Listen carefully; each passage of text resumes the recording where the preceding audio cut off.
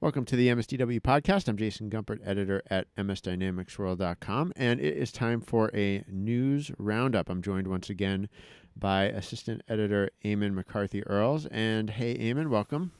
Hey, Jason. Great to be here.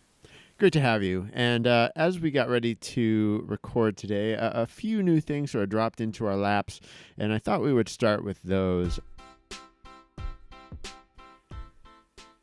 This episode of the MSDW podcast is sponsored by Integrity Data. Keeping up with ACA compliance can be frustrating and challenging. You're expected to continue balancing large workloads while keeping up with the ever-changing ACA tracking and reporting regulations to ensure you stay out of trouble with the IRS. The team at Integrity Data understands your frustration, having worked with more than 1.5 million employees and hundreds of employers in dozens of industries from staffing, hospitality, and healthcare to transportation and food service. They have seen it all and are here to help. Call today at 888-786-6162.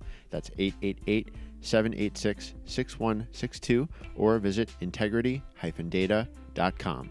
Integrity Data, your people, our priority. The first two, I think, are, well, two of Microsoft's biggest, I guess you'd call them industry colleagues / competitors / partners. That would be Salesforce and Adobe. Microsoft and those two companies each had an announcement. So that would be, two announcements, one with Salesforce, one with Adobe. Both of them sort of expanded on past partnership agreements. But let's look at Salesforce first. So this one just came out, and it really has two fronts to it. Microsoft will be supporting Salesforce with hosting of the Salesforce Marketing Cloud on Azure, which is definitely a difference and something new.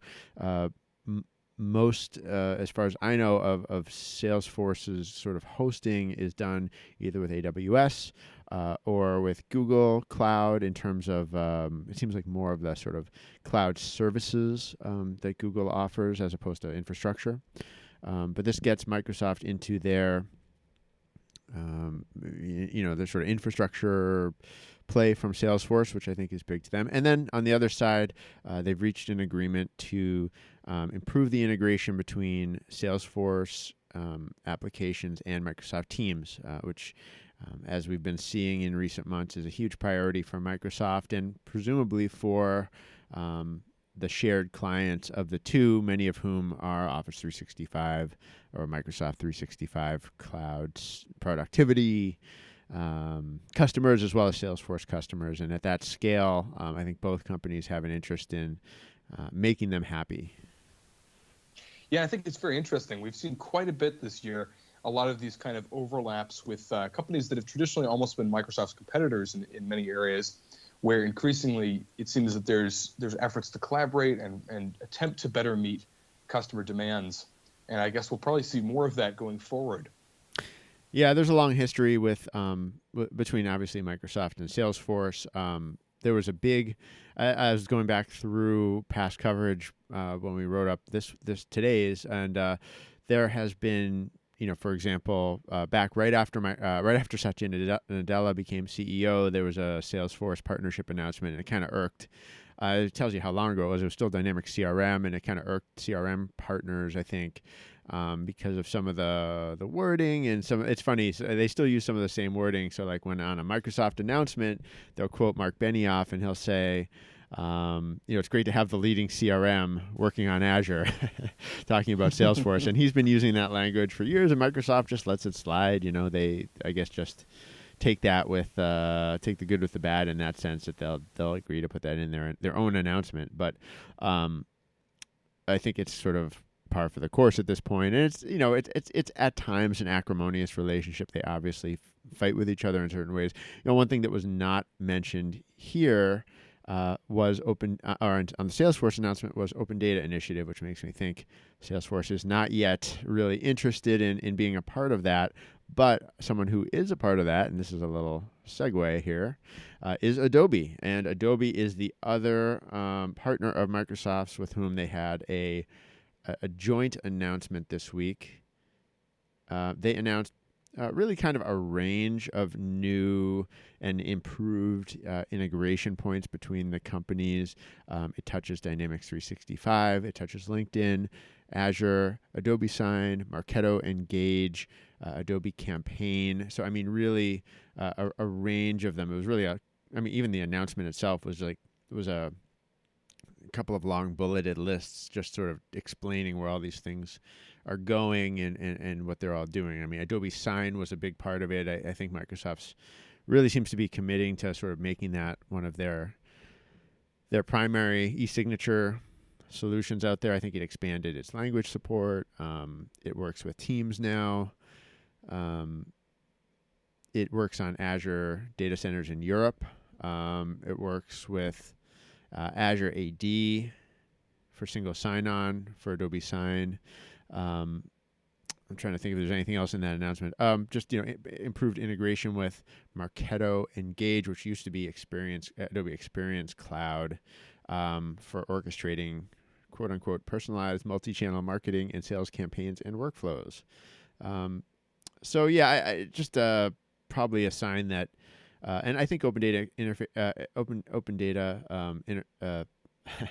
open data initiative, was mentioned somewhere in there, but nothing that I took to be really substantial change in that. I think they did mention the use of insights related to open data initiative, but I think that's one area where we'll have to wait for more news.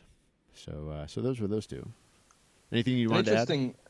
Well, I would just add there was an interesting announcement out of Canada today. MediaGriff, a company that's based essentially in the Quebec market, they've actually gone ahead and worked to acquire K-e-commerce. It's trying to build out sort of their portfolio of e-commerce offerings for Dynamics and SAP.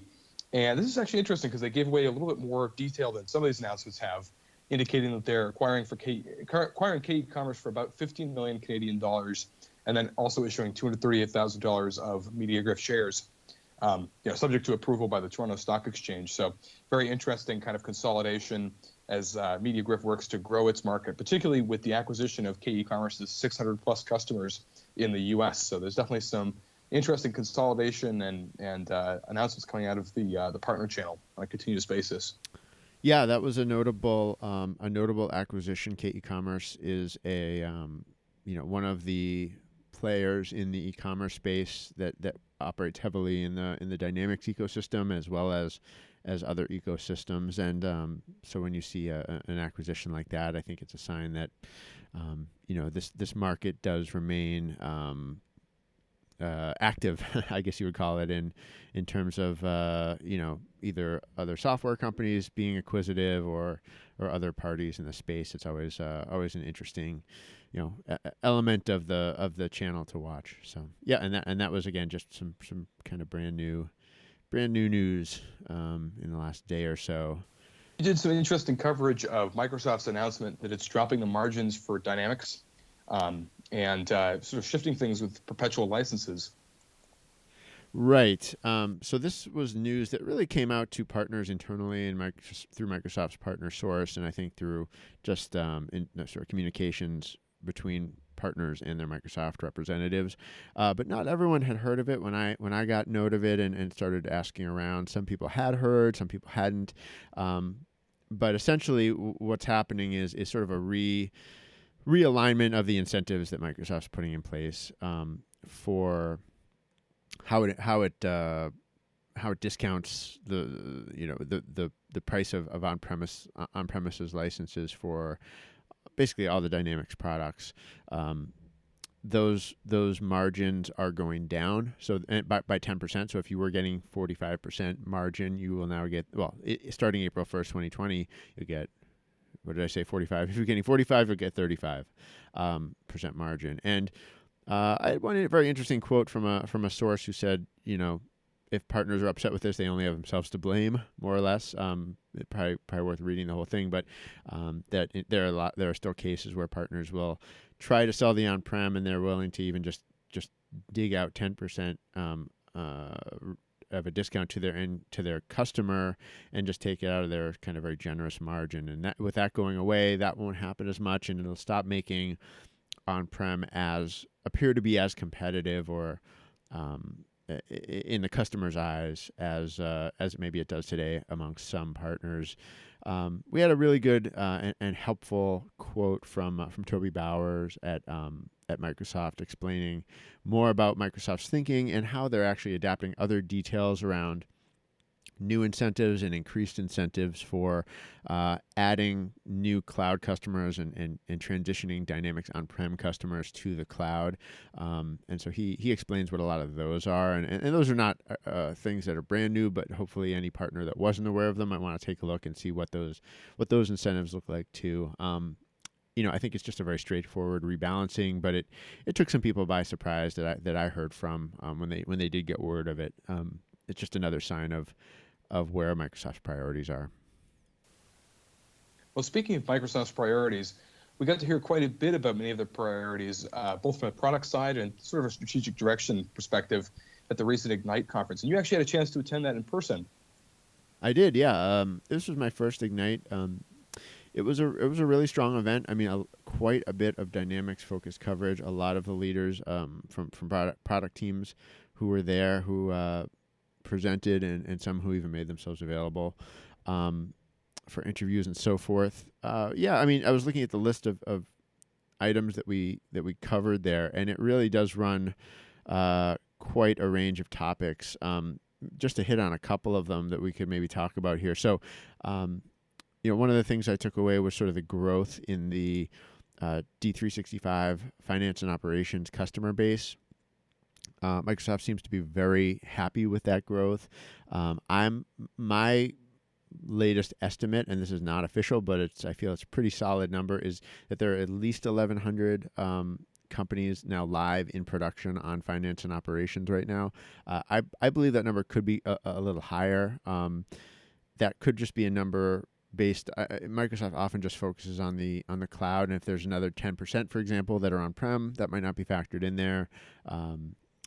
But Microsoft's representatives sort of only talk about growth rates and growth in the number of customers in production and the number of monthly active users. And monthly active users are growing even faster than companies getting into production. So it was like, doubling the number of companies in production, but it was, I guess you'd say they use different sort of statistics, like different metric measurements. So they said 100% customer growth in production, but then they said 2.5x increase in monthly active users, which I think it means it's 3.5 times.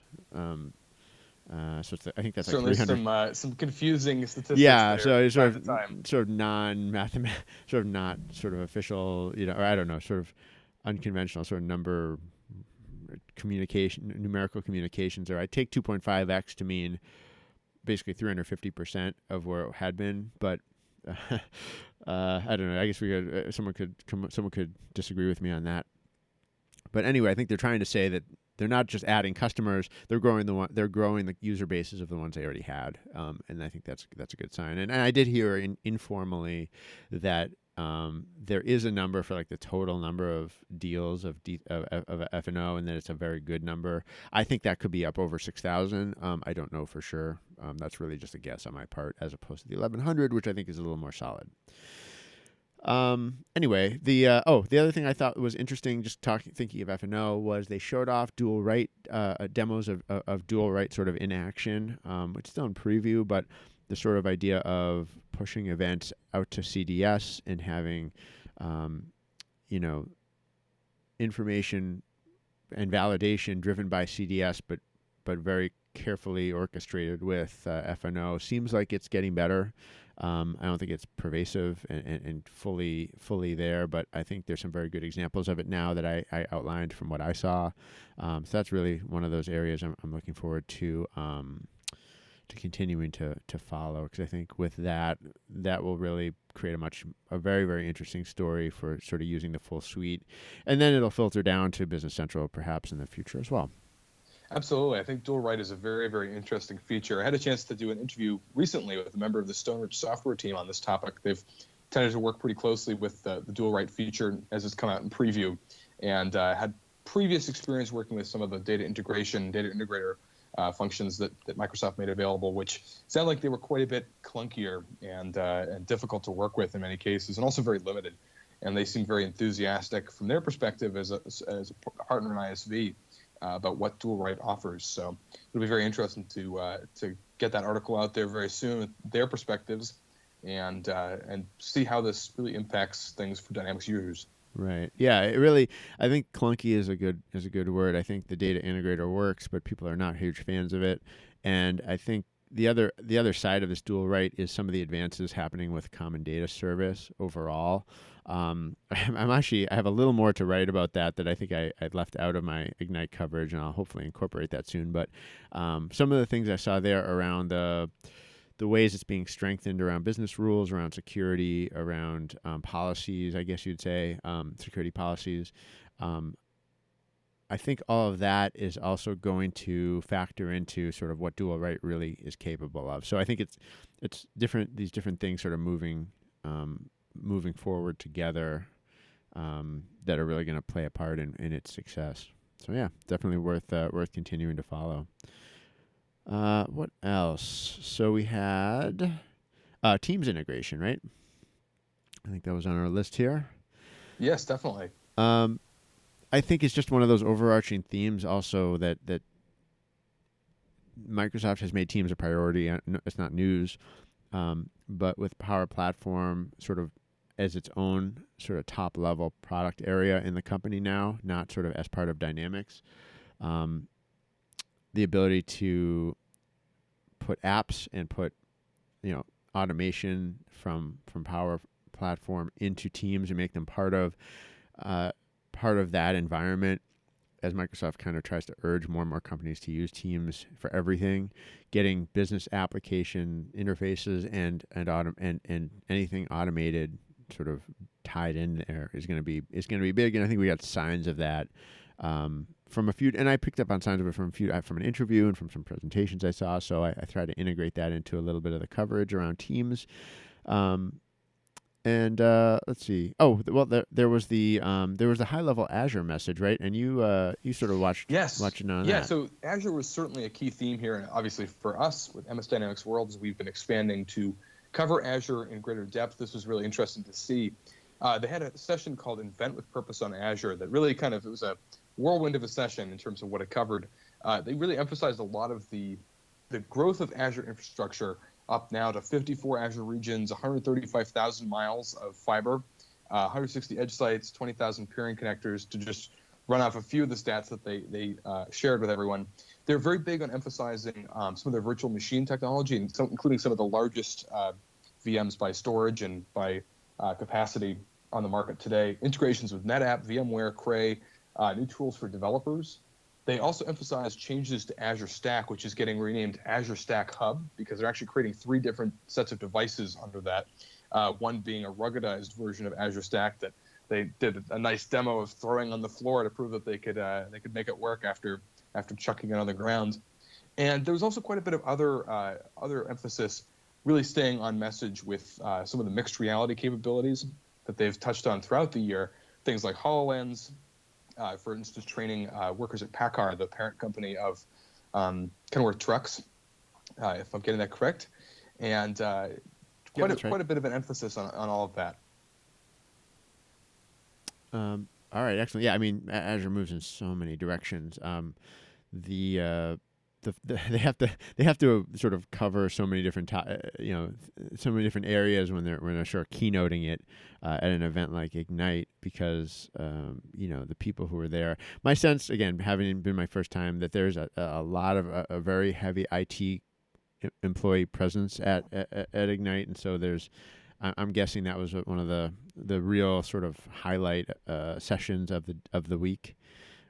Was that Azure sort of Azure keynote opportunity to really show off the broad range of ways that they're focused on different parts of it. Let's talk a little about Azure Synapse Analytics. This was another one of the sort of headline announcements coming out around Ignite. Yeah, it's an interesting one. It's being described as, or sort of billed as, the next evolution of Azure SQL Data Warehouse by Microsoft, and it's kind of an interesting rebrand, trying to bring in more data warehouse capabilities, data lakes, machine learning, and better serving sort of BI needs. And that's an interesting retool. What's your take on it, Jason? Yeah, I would agree. I think it's something that almost any sort of enterprise customer of Microsoft is going to want to pay attention to. With data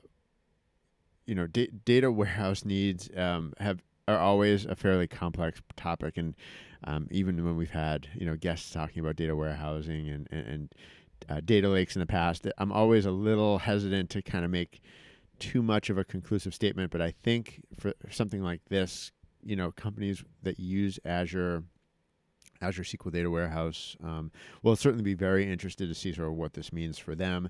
My sense was it's going to be kind of treated as really just an update to what some customers already have. If they have these cloud data warehouses, they'll just automatically benefit was the term they used. So we'll see. But with cloud data warehouses being so important to such an important segment of the Azure business, I think it seemed like a big deal, and it definitely got a decent amount of stage time at Ignite. We've also seen some interesting changes in the sense that Microsoft is at least claiming that they're coming out with RPA functionalities and really rebranding a section of the Power Platform, which I think is interesting. We've covered quite a few times this year, or at least at a few different points, sort of existing RPA technologies with third-party vendors that often work with Dynamics. And they've been closely watching the market to see if Microsoft will claim an RPA of its own, and that sort of did happen at Ignite. So it'll be interesting to see how that changes the existing 10 or so major RPA providers. Yeah, there's an interest. I have a little more coverage to do on this because, like you said, we've talked to RPA vendors already at various times, and we've sort of covered what they do to some extent.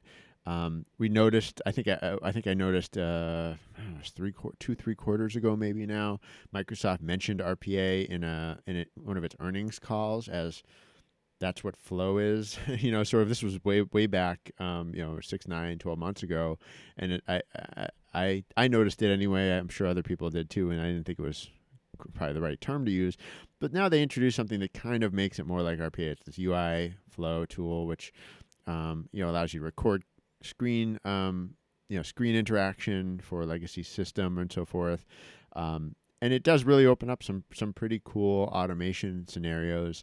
I think if you talk to a real automation vendor, I think they were just getting their head around what Microsoft's announcement was around when they saw this at Ignite. I think they were probably surprised by it, surprised that Microsoft did it so soon, rather than sort of perhaps letting the technology mature a little bit more before they sort of put it out there publicly. But it's out there now, and there's going to be a debate. Is this what customers need when they think RPA? There's certainly other takes on it, and I hope to share some of those pretty soon in an upcoming article, because there's some interesting sort of philosophical arguments about what customers should be expecting from this versus from some of the traditional strengths of other RPA vendors, or just the RPA.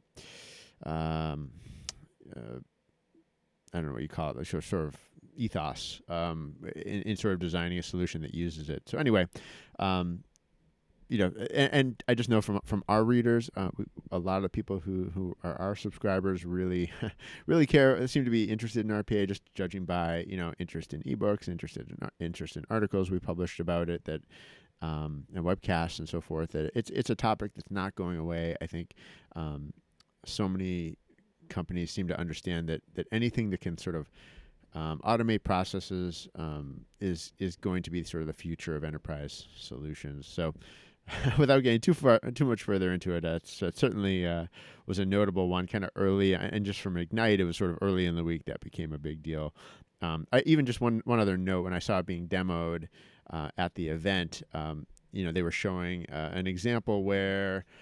I forget the full flow of it, but I think it was like a Power App that had to, in order to complete the process it was doing, it needed to go back to a legacy old CRM, like customized CRM system on an old sort of Windows interface, and sort of go in, punch in some, some customer codes, get some data back out of that interface, and then bring it back to the Power App, or or feed it back into a flow, maybe it was for the next step. And when they showed that on stage, it was like they brought up this old, very clunky, old or just old-fashioned looking sort of CRM screen. And you could like visibly hear in the audience people sort of oohing and eyeing as they saw that their flow transitioned to an old legacy product, got information out of it, and sort of passed it back to the flow, and people were like amazed.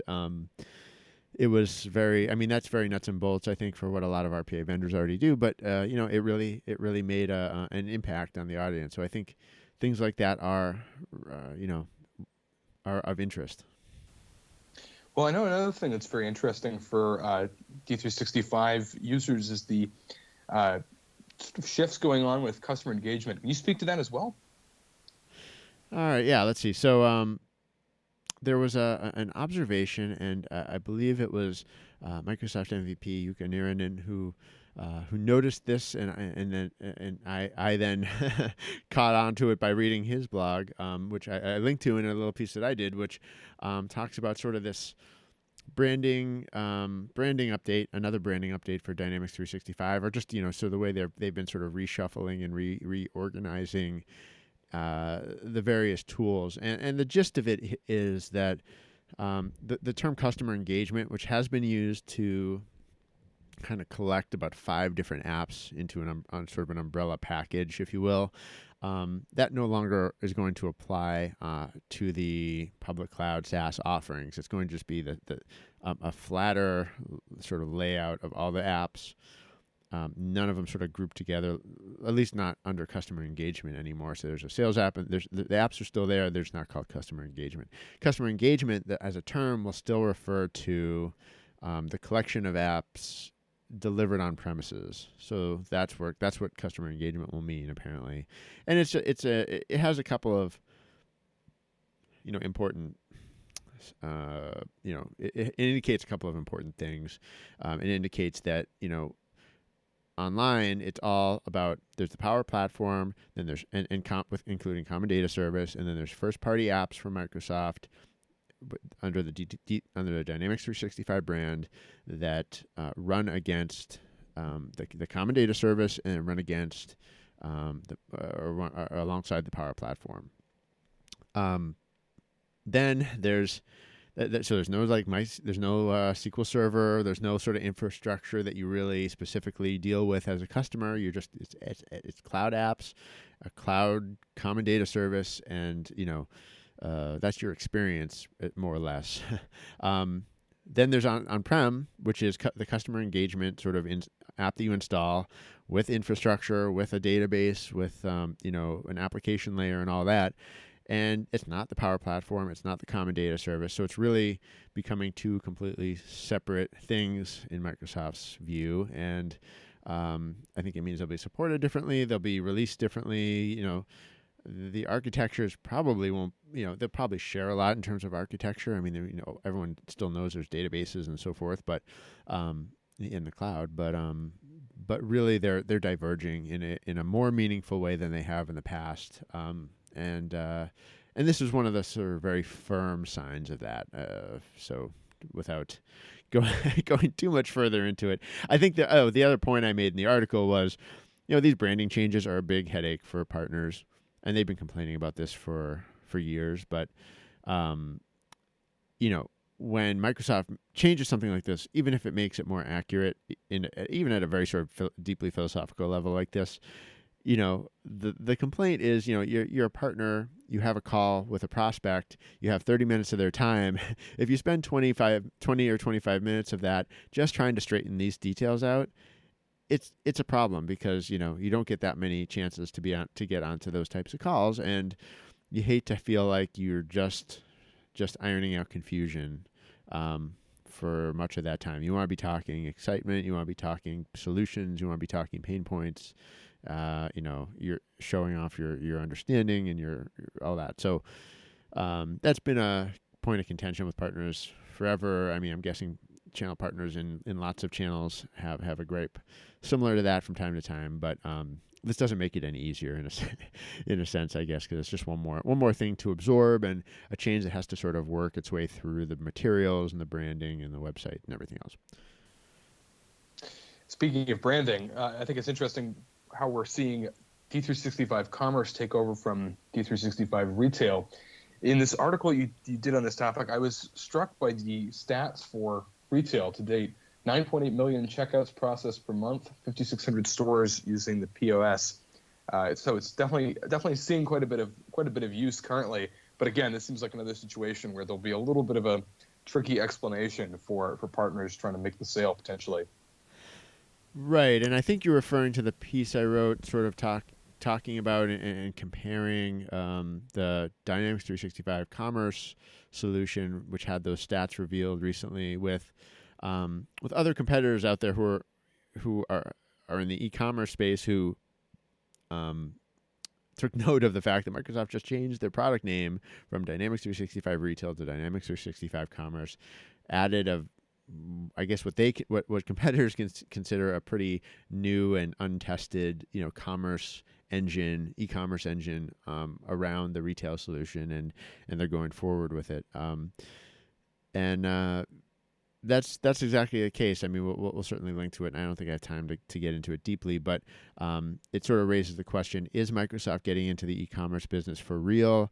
Are they just kind of bringing e-commerce to their sort of omni-channel retail solution, which was really what the D365 retail had been? It had been a solution thought of as a solution. You could hook in e-commerce, you can hook in, content management, you can hook in, POS and mobile apps and any other kind of channels that you can think of, customer service, sale, telesales and everything else. But it wasn't really an e-commerce solution. And is this what they think of as an e-commerce solution? Really a kind of very heavy retail and operation system with an e-commerce component to it. It's going to make for some. It's gonna take some, again, another one of these things is going to take some time to unfold, because it's not as advanced as established e-commerce players solutions are. It's not as flexible as those, but it's Microsoft, and if they're really committed to it, it'll probably move quite fast. I mean, it's kind of the same conversation. And it's funny. I mean, talking to e-commerce vendors about this, I got the same impression as when I talked to RPA vendors about Microsoft. Power Automate and their claims of RPA. So it's one of these patterns that Microsoft goes through when they try to sort of enter into a space where a lot of their partners are already active. Certainly one of the big sort of announcements recently that I had a chance to cover, which isn't as D365 related as some of the things we've just been talking about, but certainly touches on Azure very closely, is the surprise announcement from the U.S. federal government that Microsoft was the one to win the Department of Defense JEDI, or short for Joint Defense Initiative, Joint Enterprise Defense Initiative, or Joint Enterprise Data Initiative. Excuse me. It's always a puzzling acronym there. That famously contentious cloud contract, roughly worth about $10 billion. So, for the longest time, I've been following this over the past year and a half, and the thought has always been to date that AWS was going to win the contract. But at the very end of October, there was sort of a surprise upset following a lot of concern that AWS was maybe too well positioned to win the contract and maybe pulling too much clout in the federal government. So that's been handed to Azure, and certainly helps to make the case that it's a very secure offering. Of course, Azure's gone out, and the team has gone ahead and received a number of important security certifications, including FedRAMP High, but this really drives that home. And there was a brief sort of uptick in Microsoft stock the Monday following this announcement when markets reopened, which has helped to buoy its stock overall. Yeah, I don't know if there's going to be a bit of a wait and see approach on this, because I think Azure, I think Amazon has some level, some ability to either contest this or request some kind of review before it's really put into action, I believe. Is that right? That's my understanding. Is that there's been a lot of discussion of them potentially disputing it. So it may not be the end of the story just yet. Yeah, I mean, I saw some very optimistic sort of hot takes right after this was, and this was sort of announced. This was sort of dumped like a Friday night news dump, wasn't it? I believe. Exactly, a very end of the week, kind of out of the blue announcement. Yeah, and so I think Some people seemed very excited that it was really like I think I saw some sort of investor headlines that this was sort of going to have a material impact on Microsoft's overall valuation. That it was really going to sort of be the next the very optimistic stuff. All that you take with a grain of salt, of course. And then it sort of died down because I think there's still some. I'm certainly not a government contracting expert, but my understanding is that there is some period of inquiry or not appeal. I don't think that's the right word, but that Amazon can go through and that others are going to be looking at through like the General Accounting Office and so forth if they want to request it. So, but yeah, I mean the whole thing was such a strange journey. There was this sort of corporate espionage element to it. I think with Oracle being suspected of getting their hand, even after they were sort of out of the running, trying to influence the deal, and different people recusing themselves. So it was really quite a journey to get to that announcement, and I guess we'll see where it goes. Well, Eamon, I think in the interest of time, let's end it there. We can post a couple links to some of the other kind of popular topics that we had on the docket here. If I could just mention maybe a couple, maybe we can end things by just mentioning a couple things we have planned. I think I alluded on my side, but I am looking at some additional sort of RPA perspective in the near future here. Some more e-commerce type of news. As well as more podcasts that I got sort of in the queue that need some editing, but will be out soon. Looking at some surprising finance and operations upgrade perspectives, as well as some other stuff. How about you? I know for my part, I'm excited to have some articles coming out soon related to dual write. We have some contributors writing for us on the topic of D365 FO security, which will be really interesting. And of course, because I continue to serve sort of the Azure side of things, some interesting topics coming up there as well. Azure SQL database sort of best practices and use cases. A number of things related to the recently announced Azure Arc. So that'll be a few of the things for our readers to be on the look for over the next couple of weeks. Very good. Well, Eamon, thank you once again for taking the time to join me on this. It's always fun. Great to be here. All right. And with that, we are going to close it out. Until next time, this is MS Dynamics World signing off.